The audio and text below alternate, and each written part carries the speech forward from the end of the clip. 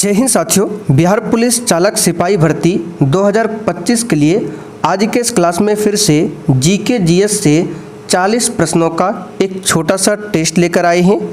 तो साथियों, आप लोग पूरा टेस्ट को ध्यान से अटेंड कीजिए और आज के इस 40 क्वेश्चन में से आप कितने क्वेश्चन सही कर पाते हैं ये आपको सेशन के लास्ट में कमेंट करके बताना है। तो चलिए इसी के साथ आज के इस क्लास को स्टार्ट करते हैं। तो देखिए, आज का पहला क्वेश्चन है, शल्य चिकित्सा में पट्टियों के रूप में निम्न में से किसका प्रयोग किया जाता है। चलिए सभी ऑप्शन को ध्यान से पढ़िए और प्रत्येक स्टूडेंट को नीचे लाइव चैट में अपना अपना आंसर करना है। तो 10th क्लास का क्वेश्चन है, शल्य चिकित्सा में पट्टियों के रूप में किसका इस्तेमाल होता है। तो कैल्शियम सल्फेट का इस्तेमाल होता है। यहाँ पर ऑप्शन के अकॉर्डिंग आंसर क्या होगा, कैल्शियम सल्फेट। दूसरा क्वेश्चन देखिए, निम्नलिखित में से कशिश तेल के नाम से प्रसिद्ध है। चलिए क्वेश्चन नंबर 2 के लिए आप लोग आंसर बताइए। इसका सही जवाब है H2SO4 सल्फ्यूरिक अम्ल। ये कशिश तेल के नाम से जाना जाता है। इसको बैटरी का जल भी बोला जाता है। तीसरा क्वेश्चन देखिए, संघ लोक सेवा आयोग के प्रथम अध्यक्ष कौन थे। चलिए क्वेश्चन नंबर 3 के लिए आंसर बताइए। यहाँ पर पूछा गया है यूपीएससी का प्रथम अध्यक्ष कौन था। तो इसका सही जवाब है सर रॉस बार्कर। और प्रथम महिला अध्यक्ष पूछे तो क्या हो जाएगा, श्रीमती रोज मैथ्यू, जो कि सी ऑप्शन में दिया हुआ है। लेकिन अगर आपसे पूछे यूपीएससी का प्रथम भारतीय अध्यक्ष कौन था, तब आंसर क्या हो जाएगा, HK कृपलानी। कौन हो जाएगा, HK कृपलानी। और साथियों, यहाँ पर आप लोग देख सकते हैं बिहार पुलिस चालक सिपाही के लिए चक्षु पब्लिकेशन का न्यू प्रैक्टिस सेट का बुक आ चुका है। साथियों, बिल्कुल न्यू पैटर्न पर आधारित बुक है। इसमें आपको टोटल 25 प्रैक्टिस सेट्स देखने को मिल जाता है। साथियों, चालक सिपाही के एग्जाम में गाड़ियों के पार्ट्स के नाम, मोटर व्हीकल एक्ट और यातायात संकेत से संबंधित भी क्वेश्चन पूछे जाते हैं। वो सब क्वेश्चन इसमें थ्योरी के साथ दिया हुआ है। उसके बाद आपको प्रैक्टिस सेट फिर नीचे देखने को मिल जाता है। हर एक प्रैक्टिस सेट में आपको 100 क्वेश्चन देखने को मिलेगा। उसके बाद सभी क्वेश्चन का बहुत ही अच्छे तरीके से इस बुक में डिस्कशन किया गया है। तो ये आपके एग्जाम के लिए बहुत ही शानदार बुक रहेगा।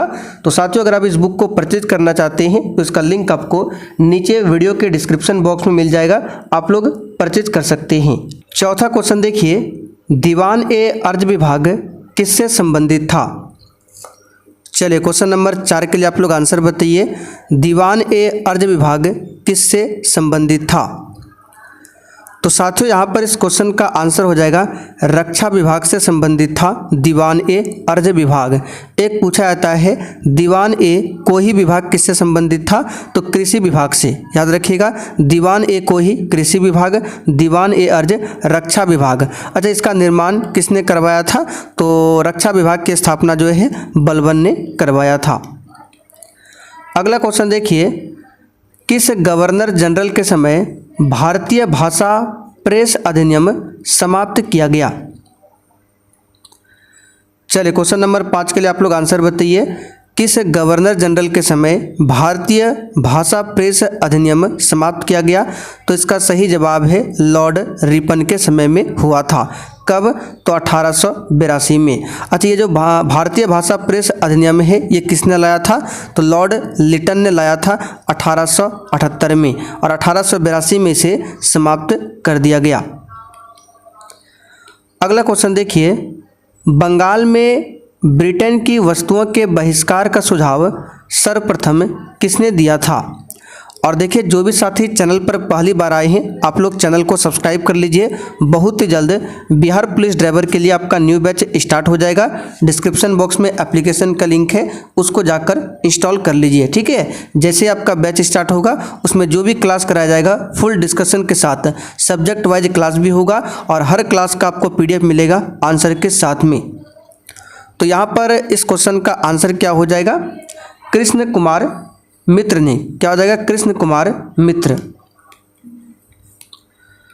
आगे देखिए, जब भारतीय राष्ट्रीय कांग्रेस ने भारत छोड़ो आंदोलन प्रस्ताव पारित किया उस समय कांग्रेस अध्यक्ष कौन था। तो देखिए इस क्वेश्चन का आंसर हो जाएगा अबुल कलाम आज़ाद। ये सबसे युवा अध्यक्ष थे कांग्रेस में। चलिए आगे देखते हैं। सुभाष चंद्र बोस ने स्वतंत्र भारत की अंतरिम सरकार की स्थापना की घोषणा कब किया था? चलिए क्वेश्चन नंबर 8 के लिए आप लोग आंसर बताइए। सुभाष चंद्र बोस ने स्वतंत्र भारत की अंतरिम सरकार की स्थापना कब किया था? तो 21 अक्टूबर 1943 को। आप लोग कमेंट करके बताइए सुभाष चंद्र बोस का जन्म कब हुआ था। अगला क्वेश्चन देखिए, भरतनाट्यम की उत्पत्ति किस राज्य में हुई थी? चलिए क्वेश्चन नंबर 9 के लिए आप लोग आंसर बताइए। भरतनाट्यम की उत्पत्ति किस राज्य में हुई थी? तो यहाँ पर इस क्वेश्चन का आंसर क्या होगा? C option, Tamil Nadu. तमिलनाडु का शास्त्रीय नृत्य क्या है? तो भरतनाट्यम। केरल का शास्त्रीय नृत्य क्या है? तो याद रखिएगा मोहिनी अट्टम। क्या है? मोहिनी अट्टम और कथकली दोनों केरल का शास्त्रीय नृत्य है। उड़ीसा का क्या है? तो ओडिसी। गुजरात का लोक नृत्य क्या है? गरबा। याद रखिएगा। अगला क्वेश्चन देखिए, इनमें से संगीत वाद्य यंत्र में कीबोर्ड होता है, यानी कि इनमें से कौन सा संगीत का वाद्य यंत्र है जिसमें कीबोर्ड होता है? तो ये बहुत ही सिंपल सा क्वेश्चन है। इसका आंसर क्या हो जाएगा? हारमोनियम। चलिए आगे देखते हैं। निकट दृष्टि दोष में किस लेंस का उपयोग किया जाता है? तो साथियों निकट दृष्टि दोष में अवतल लेंस का इस्तेमाल होता है और दूर दृष्टि दोष में उत्तल लेंस का इस्तेमाल होता है। फिलहाल यहाँ पर आंसर हमारा क्या होगा? बी वाला ऑप्शन, अवतल लेंस। अगला क्वेश्चन देखिए, मैग्नीशियम क्लोराइड का रासायनिक सूत्र निम्न में से क्या है? तो साथियों मैग्नीशियम क्लोराइड का रासायनिक सूत्र है MgCl2। यहाँ पर सी वाला ऑप्शन आपका सही है। अगला क्वेश्चन देखिए, तड़ित चालक का आविष्कार किसने किया था? तो साथियों बेंजामिन फ्रैंकलिन के द्वारा तड़ित चालक का आविष्कार किया गया। यहाँ पर आंसर हमारा क्या होगा? डी वाला ऑप्शन। अगला क्वेश्चन देखिए, ताशकंद समझौते पर कब हस्ताक्षर किए गए थे? तो साथियों ताशकंद समझौते पर साल 1966 में हस्ताक्षर किया गया था। यहाँ पर आंसर हमारा क्या होगा? बी वाला ऑप्शन। चलिए क्वेश्चन नंबर देखिए 15। 100 ईयर वॉर यानी कि 100 साल की लड़ाई एक युद्ध श्रृंखला है। बताइए 100 ईयर्स वॉर ये किन दो देशों के बीच हुआ था? तो साथियों इसका सही जवाब है इंग्लैंड और फ्रांस के बीच में। यहाँ पर आंसर हमारा हो जाएगा पहला वाला ऑप्शन। चलिए आगे देखते हैं। बकिंघम नहर कहाँ पर स्थित है? तो साथियों कोरोमंडल तट पर अवस्थित है। यहाँ पर आंसर क्या होगा? C option. चलिए अगला क्वेश्चन देखते हैं। निम्नलिखित में से भारत का कौन सा राज्य मूंगफली का सबसे बड़ा उत्पादक है? तो मूंगफली का सबसे बड़ा उत्पादक राज्य हो जाएगा यहाँ पर गुजरात।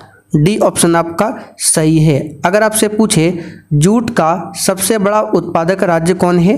तो पश्चिम बंगाल। ठीक है। गन्ना का सबसे बड़ा उत्पादक राज्य पूछे तो हो जाएगा उत्तर प्रदेश। आगे देखिए, निम्नलिखित में से कौन सा मौलिक कर्तव्य के अंतर्गत नहीं आता है? अब देखिए मौलिक कर्तव्य की बात करें, इसको इंग्लिश में कहते हैं फंडामेंटल ड्यूटीज। ठीक है। और टोटल वर्तमान में 11 मौलिक कर्तव्य है जिसको रूस देश के संविधान से लिया गया है। मौलिक कर्तव्य को संविधान के भाग 4 क में, ठीक है, और आर्टिकल 51 क में रखा गया है। ठीक है। भाग 4A या फिर 51A ये आर्टिकल है और ये भाग 4 क में रखा गया है मौलिक कर्तव्य को। तो 11 मौलिक कर्तव्य में से इसमें से कौन सा नहीं आता है? तो इस क्वेश्चन का आंसर क्या हो जाएगा बताइए।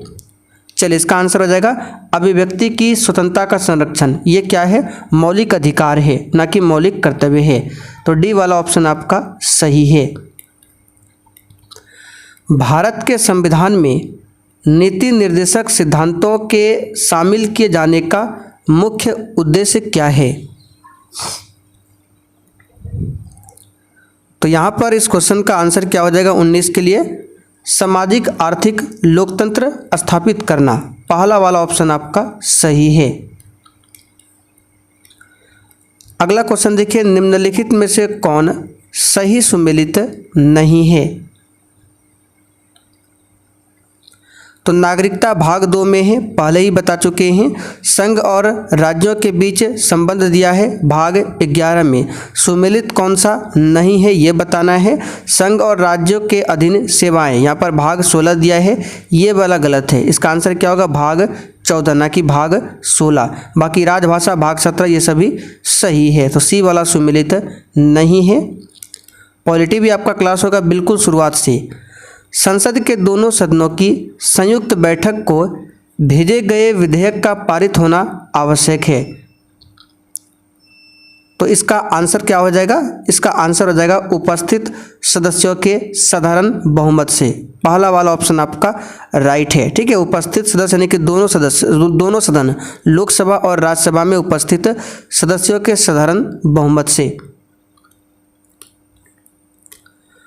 आगे देखिए, भारत के राष्ट्रपति पर महाभियोग की प्रक्रिया किस देश से अपना ली गई है?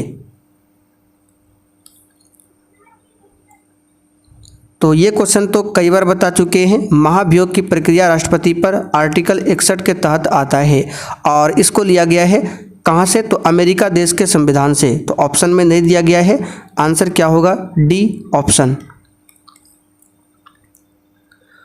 आगे देखिए, कार्यकाल पूरा होने से पहले लोकसभा को कौन भंग कर सकता है? आंसर है मंत्री परिषद की सिफारिश पर राष्ट्रपति भंग कर सकता है। लोकसभा की बात करें, इसके बारे में संविधान के आर्टिकल 81 में बताया गया है और राज्यसभा के बारे में 80 में बताया गया है, संसद के बारे में 79 में बताया गया है। आगे देखिए, भारत के सर्वोच्च न्यायालय में न्यायाधीशों की संख्या बढ़ाने के लिए कौन अधिकृत है? यानी कि सुप्रीम कोर्ट में अगर जजों की संख्या बढ़ाना है तो ये कौन कर सकता है? तो इसका सही जवाब है ये संसद के द्वारा होता है। आंसर क्या हो जाएगा? C option. वर्तमान में सुप्रीम कोर्ट में कुल कितने जज हैं? तो 34 है। 33 जज है और एक चीफ जस्टिस ऑफ इंडिया है। अल्फ्रेड नोबेल पुरस्कार की स्थापना करने वाले अल्फ्रेड नोबेल ने किस चीज का आविष्कार किया था? इसका आंसर है डायनामाइट का आविष्कार किया था। आंसर हमारा क्या होगा? बी वाला ऑप्शन। आगे देखिए, यूनिसेफ का मुख्यालय कहाँ पर स्थित है? तो साथियों, यूनिसेफ का मुख्यालय पूछा जाता है, ये न्यूयॉर्क शहर में स्थित है। यूनिसेफ की स्थापना 1946 में किया गया था, 11 दिसंबर 1946 को। आगे देखिए, अंतरिक्ष में जाने वाले पहले भारतीय कौन थे? आंसर है राकेश शर्मा। आंसर हमारा क्या होगा? राकेश शर्मा। रॉ का पूरा अर्थ क्या है? आपके एग्जाम में फुल फॉर्म से भी संबंधित क्वेश्चन पूछे जाते हैं। तो साथियों, रॉ का फुल फॉर्म यहाँ पर क्या हो जाएगा? तो रिसर्च एंड एनालिसिस विंग, ये रॉ का फुल फॉर्म है। आंसर हमारा क्या होगा? बी वाला ऑप्शन। आगे देखिए, निम्नलिखित में से कौन सा कंप्यूटर की सेंट्रल प्रोसेसिंग यूनिट का एक भाग है? तो ये है मेमोरी रजिस्टर। सी वाला ऑप्शन आपका सही जवाब है, मेमोरी रजिस्टर। किस तरह की फाइल में .png एक्सटेंशन होता है? ये होता है इमेज फाइल में। किस में होता है? इमेज फाइल में।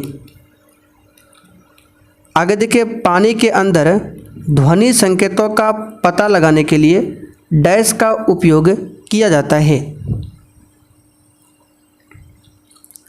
तो पानी के अंदर ध्वनि संकेतों का पता लगाने के लिए किसका इस्तेमाल होता है? तो इसमें इस्तेमाल होता है हाइड्रोफोन का। डी ऑप्शन यहाँ पर सही है, हाइड्रोफोन। पायरोमीटर से अत्यधिक उच्च तापमान को मापा जाता है। आगे देखिए, निम्नलिखित में से कौन एक सदिश राशि है? तो सदिश राशि यहाँ पर हो जाएगा विद्युत क्षेत्र, बाकी सब अदिश राशि है।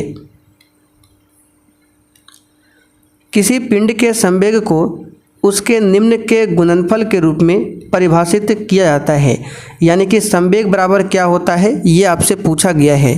तो साथियों, संवेग बराबर होता है द्रव्यमान गुना वेलोसिटी, m इंटू वी, यानी कि द्रव्यमान गुना वेग। तो देख सकते हैं डी ऑप्शन में यहाँ पर दिया है।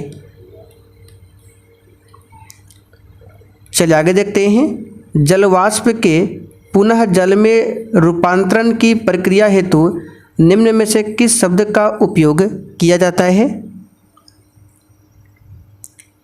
तो इसमें संघनन का इस्तेमाल होता है, संघनन का।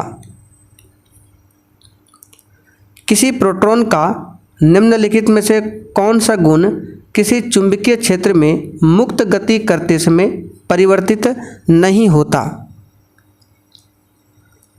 तो ये गति परिवर्तित नहीं होता है। आगे देखिए, निम्नलिखित घरेलू वस्तुओं में से किनमें सल्फ्यूरिक एसिड होता है? तो साथियों, सल्फ्यूरिक एसिड H2SO4 ये किस में होता है? तो बैटरी में होता है। सी वाला ऑप्शन यहाँ पर आपका सही है। सिरका में क्या होता है आप लोग बताइए कमेंट करके। तो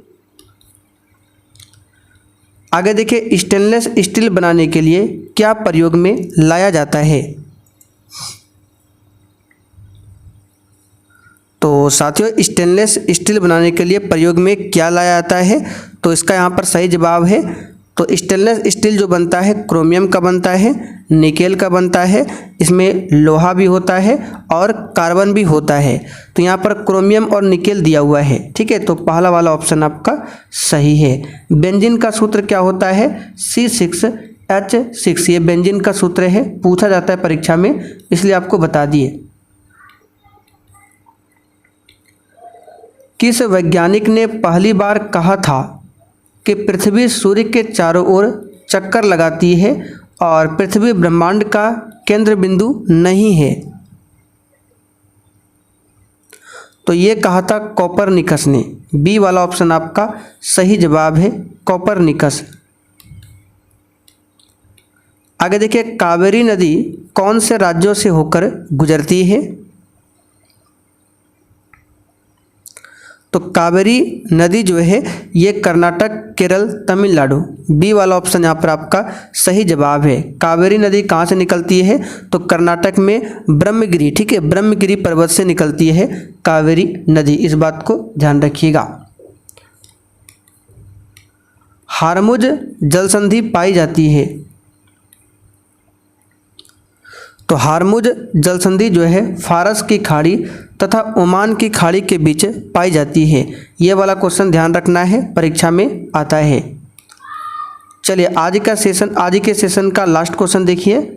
निम्न में से किसे झीलों की वाटिका कहते हैं? तो साथियों, झीलों की वाटिका ये फिनलैंड को बोला जाता है। किसे बोला जाता है? फिनलैंड को। पहला वाला ऑप्शन आपका सही है। आप लोग कमेंट करके लास्ट में बताइए सफ़ेद हाथियों का देश किसे कहा जाता है। अब साथियों आप लोग कमेंट कीजिए आपने 41 में से आज कितने क्वेश्चन सही किए हैं।